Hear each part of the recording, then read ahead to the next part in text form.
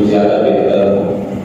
ولا نساء من نساء عسى يكن خيرا منهن، اور نہ کوئی عورت کسی دوسری عورت کا مذاق اڑائے، ہو سکتے ہیں کہ جس کا تم مذاق اڑا رہے ہو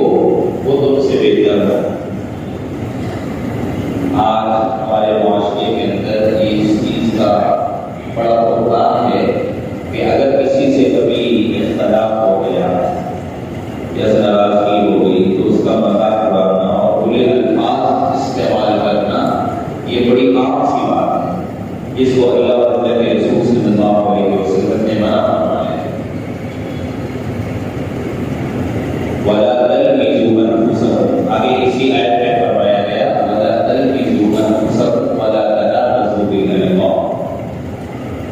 کہ ایک دوسرے کو برا بھلا بھی نہ کہو اور برے الفاظ سے اور برے القابات سے یاد بھی نہ کرو۔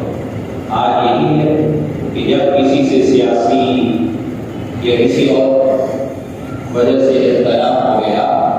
تو برا بھلا بھی کہا جا رہا ہے اور الفاظ بھی غلط استعمال کر رہے ہیں۔ حالانکہ اللہ کے قرآن نے صاف طور پہ منع فرما دی ہے کہ کسی کو برے الفاظ میں یاد کرنا، برے القابات میں یاد کرنا، اس کی قطعات گنجائش نہیں ہے۔ آپ اپنا اختلاف ضرور رکھیں، اپنی ناراضگی کا اظہار بھی کریں، لیکن شائستہ طریقے سے تہذیب و تبدل اور اخلاق کے اندر رہتے ہوئے آپ ان تمام چیزوں